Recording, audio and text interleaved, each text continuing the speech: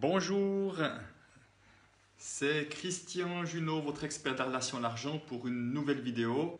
Aujourd'hui, le thème qui est proposé est la peur de l'échec, ou autrement dit, être dans une prison dorée, passée, liée parfois pour un certain nombre d'entre nous. Alors j'ai envie de commencer par parler de cette fameuse prison, cette prison dorée. Alors quand je dis dorée, c'est pour des situations, pour des personnes qui se retrouvent dans quelque chose de plutôt confortable, dans le sens matériellement parlant, ou en tout cas confortable parce qu'il y a une certaine sécurité de l'emploi, avec des revenus qui sont plutôt intéressants. Donc, c'était mon cas effectivement à la banque. Je peux vraiment appeler ça une prison dorée, puisque j'avais des revenus tout à fait confortables. Donc, déjà, ce qui est important de voir, il y a deux, trois choses là derrière. La première, j'aime bien me relier à une phrase de Wayne Dyer, un Dr. Wayne Dyer qui est décédé il y a je crois une année ou deux maintenant, qui avait cette phrase qui m'a beaucoup soutenu les dernières années et qui disait la chose suivante: si tu refuses de quitter un emploi qui te déplaît, il ne te reste une seule chose sensée à faire: apprendre à l'aimer chaque jour davantage. Une seule chose sensée à faire: apprendre à aimer donc cet emploi chaque jour davantage. C'est la seule chose sensée à faire. Donc, autrement dit, ça revient à la notion de choix. Si ce travail me déplaît, je vais mettre de l'énergie pour apprendre à l'aimer chaque jour davantage. Si par contre, effectivement, ce travail me déplaît et je ne fais rien, ça veut dire que je suis maltraitant avec moi-même, que je ne suis pas correct et honnête avec moi-même. Est-ce qu'il vous viendrait à l'idée de dire à vos enfants, à vos meilleurs amis qui sont dans un travail où ils souffrent et qui leur déplaît, leur dire: n'écoute pas, tu vas rester là encore 10 ans, 15 ans, 20 ans, tu vas souffrir, c'est pas plus grave que ça, c'est la seule chose que tu as à faire. En général, c'est pas ça qu'on dirait aux personnes qui nous sont proches. On dirait autre chose. Donc, qu'est-ce qui fait que à soi-même, on ne se dit pas la même chose? Donc, important d'aller voir deux choses qui sont importantes de se souvenir. Moi, la banque, vous n'imaginez pas le nombre de personnes que j'ai vues dans ces prisons dorées-là. Et que moi-même, je n'ai aucun jugement là-dessus, j'étais suffisamment longtemps là-dedans. Un, on y entre tout seul dans cette prison. Personne ne nous y oblige, personne ne nous y enferme. On s'enferme tout seul là-dedans. La deuxième chose, très important, la clé est à l'intérieur et pas à l'extérieur. Il n'y a personne à l'extérieur qui va venir nous ouvrir cette prison, dorée ou pas. La clé est à l'intérieur. Et ça demande du courage. Parfois, c'est vrai. Et ce n'est pas dire qu'on doit sortir de cette prison dorée en courant et s'en échapper. Ça peut se préparer, cette sortie-là. Ça peut se faire un pas après l'autre. Donc, si je reste dans une prison, dans un endroit où ça va, c'est qu'il y a des bénéfices secondaires. Quels sont les bénéfices secondaires à rester là-dedans? C'est important de se poser cette question-là et surtout d'y répondre. Quels sont les bénéfices secondaires d'y rester ce temps-là? Alors bien sûr, on va dire plus de la sécurité financière, de la sécurité matérielle, et en même temps, ce que je vois, j'ai vu plein de fois, c'est quand on ne s'écoute pas, quand on ne se respecte pas, on est en train de se faire mal à d'autres niveaux. En train de se faire mal à d'autres niveaux, en train de passer potentiellement à côté de sa vie, en train de se préparer une maladie ou un accident pour nous réveiller. Et ça, c'est pas juste non plus.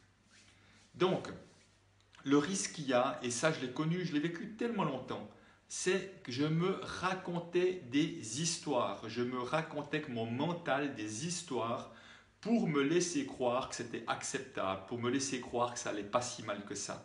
Je me racontais des histoires en disant: mais oui, tes clients sont quand même sympas, tu as des bons contacts avec, c'est vrai. Oui, tu as des collègues, tu as une bonne équipe, c'est vrai. Mais il n'empêche qu'au niveau des valeurs, je n'étais pas OK, qu'au fond de moi, j'aspirais profondément à autre chose. Ces histoires que je me racontais, c'était une manière de mettre le couvercle sur la casserole pour ne pas voir que ça puait et qu'il était temps de se mettre en route. Et ce qui est vraiment important là derrière, c'est de voir qu'au moment où je cesse de me raconter des histoires, que je vois que j'aspire à autre chose, le pas le plus important, c'est de dire: oui, j'ai envie d'autre chose maintenant. Même si je ne sais pas ce que c'est. oui, j'ai envie d'autre chose et je me mets en route pour trouver cette autre chose. Ça prendra le temps que ça prendra, 3 mois, 6 mois, 1 année, 2 ans, c'est égal. Mais ce que j'ai perçu, c'est qu'au moment où je me mets en route, je trouve de l'énergie. Je retrouve de l'énergie parce que je redeviens acteur de ma vie. Et effectivement, là aussi, ce que j'ai pu percevoir, Thomas d'Ansembourg le raconte également et plein d'autres partagent aussi. Et j'ai vraiment vécu ça moi aussi le jour où j'ai dit je n'en peux plus, je ne suis plus dans des valeurs qui me plaisent. Au moment où je me suis ouvert à autre chose, il y a des choses qui viennent à nous. Il y a des contacts, il y a des informations, il y a le petit truc qui vient là, il y a plein de coïncidences qui se mettent en route parce que j'ai ouvert quelque chose à l'intérieur de moi en disant je me mets en route vers quelque chose d'autre même si je ne sais pas ce que c'est. Tant effectivement que je ferme en disant oui ça va, puis ci, puis ça, je ferme les ouvertures, je ferme les possibles. Donc c'est un pas, c'est un acte d'amour vis-à-vis de soi-même que de dire oui je veux autre chose, oui j'aspire autre chose, oui j'ai mieux et plus à donner que ce qui est là à cet instant-là. Voilà, donc c'est important de ne pas se raconter des histoires et même d'aller voir qu'il y a peut-être des peurs. Et elles ont leur place, leurs peurs. On va s'habituer, on va les voir, on va les observer, on va leur parler pour ne pas leur laisser prendre toute la place parce que ça veut dire que jusqu'à présent, elles prennent toute la place. Voilà peut-être ce que j'ai envie de partager par rapport à cette notion de prison, voire prison dorée. Qu'est-ce qu'il y a à perdre? Un des plus grands regrets des personnes en fin de vie, c'est de ne pas s'être réalisé, de ne pas avoir osé faire le pas. Et effectivement, est-ce que je préfère miser entre guillemets petit ou rester dans ma zone du connu? Je ne dis pas zone de confort, je dis zone du connu, parce que souvent cette zone-là, elle n'est pas confortable. C'est les histoires qu'on se raconte. C'est peut-être confortable sous l'un ou l'autre aspect, mais ce n'est pas confortable d'une manière générale, puisqu'on n'est pas dans l'expansion, on n'est pas dans la joie. Donc on est dans du connu, ça c'est vrai. Et au fond de moi, qu'est-ce que j'aurais envie? Est-ce qu'une fois encore, je dirais à mes enfants, écoute, fais toute ta vie, reste dans une zone de connu, tu ne prends pas de risques, c'est la meilleure chose à faire. C'est pas ça que je leur dirais. Donc je vois à quel point, au moment où moi-même, c'est pas un but en soi, mais si j'ai envie que mes enfants soit un jour s'éclatent dans la vie, font quelque chose qu'ils aiment dans leur vie, le plus beau cadeau que je peux leur faire, c'est de moi-même faire ce pas avant pour leur montrer que c'est possible. Parce que s'ils ont l'exemple de quelqu'un qui reste de manière frileuse, encore une fois, il n'y a pas de jugement, ils vont croire que c'est ça le modèle. Et je vois à quel point il y a des choses qui se rejouent de génération en génération, du style ne pas prendre de risques. Donc c'est important d'aller voir ça. Et vraiment, je sais que pour moi aussi, d'avoir osé faire ce pas-là, mon épouse maintenant, je vois que ça ouvre des possibles à nos enfants qui voient, ah ben oui, c'est possible, on peut changer à tout âge. Voilà peut-être cette notion de prison. Alors maintenant, j'ai envie de dire sur la notion d'échec. Parce que une des grandes peurs, effectivement, des personnes, c'est d'être en situation d'échec. Et qu'est-ce que vous croyez que font les personnes qui ont tellement peur d'être en situation d'échec? Quelle est l'attitude habituelle des gens qui ont tellement peur d'être en situation d'échec? C'est qu'ils n'essayent pas. Ils n'essayent pas par peur d'être en situation d'échec. Et de manière un peu provocatrice, j'ai envie de dire, est-ce que le fait de ne pas essayer, ce n'est pas le plus gros échec qu'on puisse vivre? Ce n'est pas la plus grosse situation d'échec qu'on puisse vivre que de ne pas essayer. Le risque de vivre avec des regrets, de ne pas s'être réalisé, de ne pas avoir essayé ce que je rêvais. Parfois des personnes qui ont des rêves, parfois des personnes qui ont des aspirations, ils n'osent pas essayer parce que tant qu'ils ont un rêve devant eux, ils ont comme un truc qui les garde devant, qui se dit « Ah oui, un jour, un jour, un jour ». Alors que essayer de vivre son rêve, c'est prendre le risque, c'est que si ça ne marche pas comme je veux, j'ai plus rien, j'ai la peur du vide devant moi. C'est ça qui fait que beaucoup de personnes, entre autres, n'osent pas essayer. Mais derrière cette notion d'échec, j'ai envie de prendre un pas de côté en quelque sorte pour voir qu'est-ce que c'est l'échec. Qu'est-ce que c'est l'échec? Qu'est-ce que c'est la réussite? Pour moi, selon moi, l'échec et la réussite ne sont que des vues de l'esprit. Ça n'existe que dans le mental des êtres humains. Ça n'existe pas dans la réalité. Dans la réalité, nous vivons des expériences de vie les unes après les autres. Jour après jour, heure après heure, nous vivons des expériences de vie. Après, nous avons le choix, c'est de vivre ces expériences de vie le plus en conscience possible et d'essayer d'apprendre à partir de chaque expérience de vie. Quelqu'un qui aurait vécu une faillite, par exemple, qui aurait vécu une situation compliquée, un divorce, je ne sais quoi, est-ce que dès le moment où il a appris, dès le moment où il est plus affûté, il est plus conscient, il saura mieux faire face aux mêmes situations à l'avenir. Est-ce qu'il est plus expérimenté? Comment est-ce qu'on peut appeler ça un échec? Ça n'a pas de sens d'appeler quelque chose un échec alors que j'ai gagné en conscience, j'ai gagné en expérience, j'ai gagné en finesse de perception, j'ai gagné dans le sens que je saurais mieux agir dans d'autres situations. C'est impossible d'appeler ça un échec. Peut-être que les autres à l'extérieur, ils appelleront ça un échec parce que c'est leur manière de voir les choses. Mais c'est de moi à moi que ça se passe. Donc, échec et réussite ne sont que des vues de l'esprit. J'expérimente la vie et à travers les expériences que je vis, j'apprends encore. Et après, on peut faire le choix de ne pas apprendre aussi, bien sûr, et on n'est pas obligé de se prendre la tête de vouloir apprendre minute après minute, surtout pas. Mais chaque fois que quelque chose m'arrive, c'est qu'est-ce que cette situation a à m'apprendre. Donc, sortons de cette idée d'échec et de réussite parce que ça nous tire contre le bas, cette peur de l'échec. Et encore une fois, c'est une vue de l'esprit. C'est d'ailleurs intéressant de voir à quel point aux États-Unis, ils ont une perception différente, puisque pour eux, des gens qui ont fait faillite, c'est quelque chose de positif, puisqu'au moins ils ont essayé. Alors qu'en francophonie européenne, souvent le fait de faire faillite, c'est quelque chose qu'on traîne comme un boulet. Et c'est vrai que dans cette perception-là, la peur du regard des autres fait que parfois on n'ose pas se lancer. Mais ce n'est pas forcément la peur du regard des autres. Le plus difficile, c'est la difficulté à faire face au regard des autres. Parce que si je ne suis pas en paix avec ce que j'ai vécu, tout ce que les autres vont me renvoyer, qui vont me renvoyer quelque chose qui n'est pas en paix à l'intérieur, ça va être douloureux, alors que si je suis en paix, si je suis OK avec ce qui m'est arrivé, si j'ai appris de ça, je peux me détacher du regard des autres. Donc comment je peux accueillir l'échec et la réussite en moi, qui sont deux côtés d'une même pièce de monnaie. L'un ne peut pas exister sans l'autre. Au moment où j'accueille l'échec, je suis un échec et c'est OK. Au moment où j'accueille la réussite, je suis une réussite avec et sans rien faire. Je suis une réussite même en étant en échec. Je suis une réussite même en faisant faillite. Je suis une réussite même en échouant. Par exemple, voilà. Au moment où j'accueille ces deux parties, c'est comme le yin et le yang qui s'associent et que ça se dilue. Il n'y a plus que ce qui est. Il n'y a plus que ce qui est. Et échec et réussite, on laisse ça aux autres pour ceux à qui ça amuse de coller des étiquettes sur les événements de vie, sur les expériences de vie. Ce n'est pas obligatoire, ce n'est pas nécessaire. On peut le faire si ça nous amuse, mais ce n'est pas nécessaire.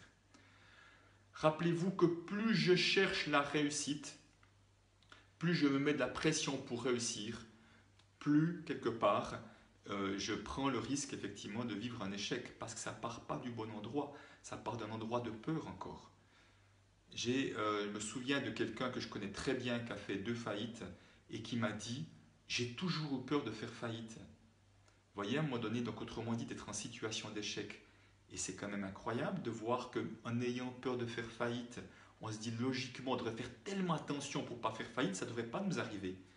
Et ça lui est arrivé 2 fois. Parce qu'au moment donné, je ne m'occupe pas de cette peur-là, je rejette l'idée d'être en situation d'échec et de faire faillite, je vais attirer des situations où je vais me voir en situation d'échec, je vais me percevoir en situation d'échec, je vais vivre ça comme un échec. Alors qu'au moment où j'accueille cette partie de moi, j'accueille la réussite et l'échec pour faire en sorte de faire la paire et que ça se dilue, je cesse d'avoir peur et du regard des autres et de vivre des situations qui sont vues comme telles.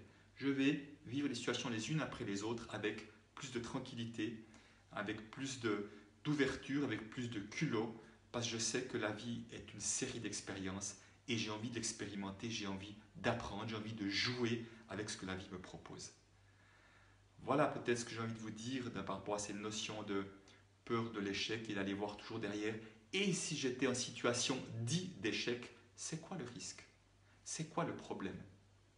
C'est important de se poser ces questions-là et de vraiment de voir quel est chaque fois le risque derrière le risque ou la peur derrière la peur, pour finalement voir que derrière tout ça, souvent, ce sont des souris qui accouchent, dans le sens que ce sont des scénarios qu'on se fait, ce sont des trucs qu'on se raconte. Voilà peut-être ce que j'ai envie de vous dire par rapport à ces notions-là. Donc s'il y a des commentaires, s'il y a des questions, s'il y a des... Dites en quoi peut-être ça vous parle ou ça ne vous parle pas. Hein, je n'ai pas l'idée de vous convaincre de quoi que ce soit, je vous parle juste de ce qui m'anime en lien avec ces thèmes-là. Et je peux vous dire que aujourd'hui, je suis en train de, si je reprends l'exemple, je suis en train de créer ce live à Paris. c'était ce gros événement, pour moi de loin le plus gros événement que j'ai jamais créé. Et en fait, je prends un risque financier puisque je n'ai jamais eu un événement, j'avais autant de frais, autant d'argent qui est sorti. Le risque, effectivement, c'est que je perds de l'argent. Alors, je peux voir que si je perds de l'argent, ça arrivera peut-être, je ne sais pas, mais peut-être, c'est possible. C'est un risque potentiel. Est-ce que je verrai ça comme un échec? Ça dépend que de moi. Parce qu'en même temps, il y a deux choses que je sais. Un, c'est que j'ai déjà énormément appris avant même que l'événement se passe. Et la deuxième chose, effectivement, c'est que je sais déjà, même avant que ça se passe, que je vais vivre des choses tellement extraordinaires. Avec tout ce monde qui sera là, il y a déjà à peu près, je crois, 110, 115 personnes qui se sont annoncées, et il y a encore de la place. Je vais vivre des événements tellement extraordinaires que ça, je veux dire, je sais que ça n'aura pas de prix. Alors bien sûr que si c'est ma préférence, c'est et de vivre ça et de gagner de l'argent, et s'il s'avère que je ne gagnerai pas d'argent et que j'en perds, je sais qu'il y aura eu des expériences, je sais que c'était un apprentissage, et que l'argent que j'aurais perdu aurait été le prix de cet apprentissage, et je vais faire en sorte que ce prix-là, il soit bien utilisé, en tout cas, et que ça amène de la joie, que ça amène de la transformation dans le cœur des personnes qui seront là. Donc, c'est vrai qu'en revient que cette situation d'échec, j'aurais pu vous parler du deuxième conférencier que j'ai déjà parlé hier, mais Ludovic Bréant qui a écrit ce livre, qui est J'ai perdu 40 millions et j'ai trouvé une vie pleine de sens. Je trouve que le titre en lui-même est tellement magnifique. J'ai perdu 40 millions, on peut imaginer le plus gros échec possible, et en même temps, j'ai trouvé quelque chose qui a du sens et du cœur pour moi. Donc, encore une fois, il me fera ce témoignage-là qui est que visiblement, il a su sortir de la situation dite d'échec. En France, il y a une association qui s'appelle 7000 rebonds, ou 70 000 rebonds, je ne sais plus, je crois 70 000 rebonds, je crois, qui parle justement, qui accompagne toutes ces personnes qui ont vécu ce qu'on appelle des échecs ou des faillites et qui ont beaucoup de peine à rebondir, qui ont de la peine à assumer le regard des autres, et on les accompagne pour ça, pour les aider à rebondir. Je trouve ça magnifique. Voilà les amis, donc le troisième conférencier, je vous ai parlé de Nathalie Lefebvre, C'est décidé, je m'épouse, Ludovic Bréant qui a écrit J'ai perdu 40 millions et j'ai gagné une vie pleine de sens. Le troisième, effectivement, conférencier, Steve Doupeux, il a une profession extraordinaire qui s'appelle osérologue. Il a créé ce nom, osérologue. J'ai un petit doute si c'est déjà lui que j'ai parlé hier ou pas, mais c'est égal. Donc, osérologue, on parle vraiment de oser. Et là, on est vraiment aussi dans la situation d'avoir du courage de faire ce premier pas pour aller de l'avant. Il a une magnifique expérience de vie. Il viendra vous la partager également. Il viendra vous amener également 2-3 clés pour justement faire ces pas, se mettre en action. Parce que c'est à travers l'action que les choses se passent, l'action posée à partir d'un endroit de sérénité, pas l'action à partir d'un endroit d'agitation, parce que ce n'est pas du tout la même couleur d'action, même si ce sont deux actions quand même. Je vous dis à bientôt, j'espère que cette vidéo vous aura parlé, laissez-moi seulement des commentaires, et puis on se retrouve demain pour un autre Facebook Live sur un autre thème. Allez, ciao!